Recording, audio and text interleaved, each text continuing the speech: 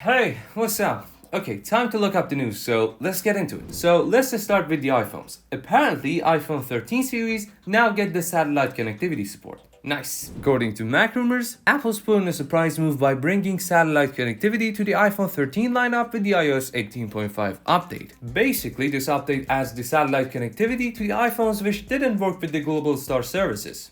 This service was only available for the iPhone 14. This service was only available for the iPhone 14 and newer models. In the US, T-Mobile is teaming up with SpaceX to offer satellite connectivity through Starlink. Carriers like AU and 1&Z have also rolled out similar services. Verizon, though, still doesn't support satellite connection on iPhones. Speaking of iOS 18.5, the iOS 18.5 RC, the release candidate, which is basically the stable version, is now available to the developers and public beta testers. And it's available on all the iPhones which support iOS 18, and you could download it right now. And as for the new features, Apple TV now lets you to purchase items using your iPhones, which makes it easier to buy stuff. Also, Screen Time now has a feature that if your child is trying to enter the password to change any settings in the screen time or change the limitations, you'll get notified, so you'll be aware. And there's also a new wallpaper called Pride Harmony, which is okay. If you're an iPad user, you should know that Google Gemini app is now available on iPads. It's basically the ChatGPT which is made by Google, and it's very easy to use and pretty precise. Here's the part of an announcement that Google's spokesperson told The Verge. There is Gemini Live. Have natural, free-flowing conversations in over 45 languages. They got deep research, quickly generate reports and gather information, and it's saving significant time. And there's also audio overview. It can easily process and understand audio files.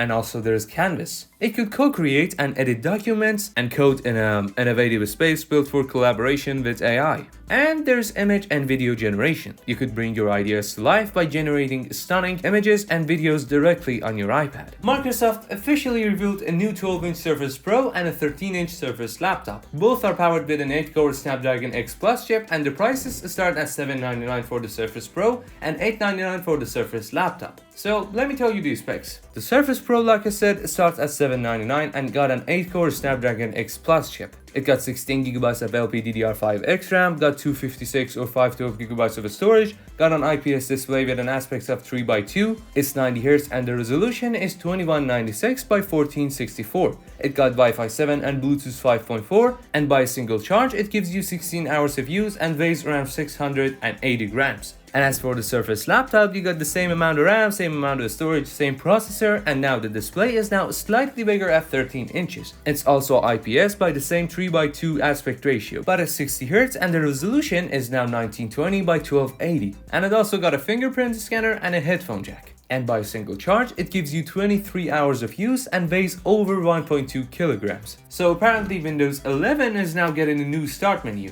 Microsoft giving the Windows 11 start menu a fresh new look by adding some AI features to it next month. This update's gonna roll out for the Windows Insider users first and the laptops which are running the Snapdragon X Plus chip. The new version of the start menu first spotted in a preview last month. It has more space and makes it easier to scroll through and find apps with everything grouped more neatly. Besides the visual upgrades, especially for the bigger screens, the new Windows 11 start menu will also include a mobile companion panel. This lets you to access contacts, messages, calls, battery level, and other info from your synced iPhone or Android phone. Microsoft announced in a statement that the new features in the Windows Start menu are designed to create more intuitive, accessible, and helpful experiences. They said that the users could ask AI to change their Windows settings, which, like, I don't know, changing the size of the mouse pointer. Realme showed off a new smartphone concept with a massive 10,000 mAh battery, and it's still super slim.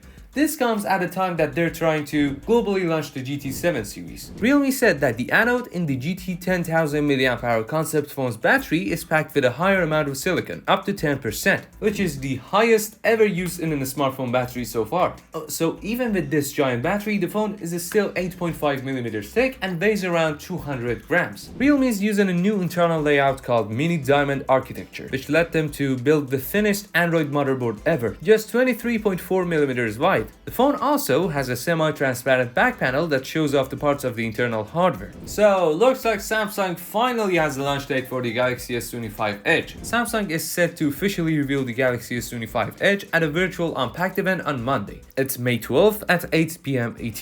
This at least clears one of the many questions asked about the upcoming Samsung Slim phone, which they teased back in January 2025 with the introduction of the Galaxy S25 series. But we'll have to still wait till Monday. You know, despite of its slim profile, the S25 Edge will come with a 200 megapixel main camera, like the top of the line S25 Ultra does. This hints that the S25 Edge will likely be more of a premium device compared to the Apple's rumored slim phone. At least there's one thing for sure, that we're not gonna wait any longer for it. The virtual event will be streamed in a lot of places, especially the Samsung's official YouTube channel. Anyways, we've reached the end right now, and it's getting so damn hot right here. Make sure to like and subscribe my channel. And as always, this is WhiteForge, and see you in the next one.